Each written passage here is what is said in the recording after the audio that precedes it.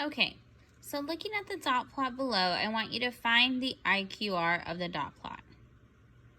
So go ahead and pause the video, and I want you to go ahead and try and find the IQR of this dot plot. Okay, so now that you have tried to find the IQR of the dot plot, let's go over it together. I know that whenever I see data, I want to put the data in order from least to greatest. Well, on a dot plot, the data is already in order from least to greatest. I'm going to go ahead and pull the data off of the dot plot and write it in raw data form. There's 4 6s. There's 2 9s. There are 4 13s. And 2 17s. Okay. Now we can begin to label our data.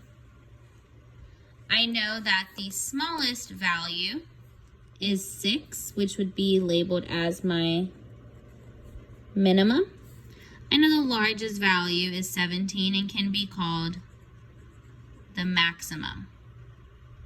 Now to find the IQR, I first ask myself, what is the median of the data? I know the median is the center value of an ordered data set. So let's walk ourselves into the center here. So 17, 6 and 17, 6 and 13, keep going to the center. Okay, so I see I have 2 numbers that are gonna be in the center of my data. The median has to be the number between 9 and 13, which would be 11. So 11 can be labeled the median. Next, I ask myself, what is the median of the lower quartile? So watch what happens here. Remember that 9 is not the median, and neither is 13. 11 is.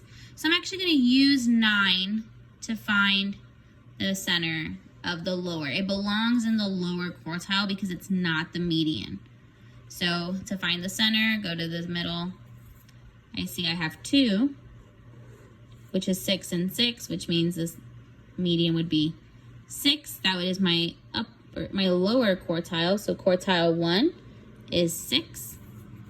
Next, I ask myself, what is the median of the upper quartile? Again, we're going to use 13 because it's not the median, so it still belongs in the upper half. Go to the center. I see that my center here would be 13 and 13, which means the number is 13. And that is my upper quartile, labeled as Q3. Finally, I ask myself, what is the difference between the upper quartile and the lower quartile?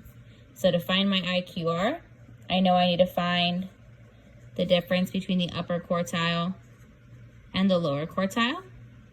I know the upper quartile is 13, and I see that the lower quartile is 6. And so 13 minus 6 is 7. 7 would be considered the IQR of this data set.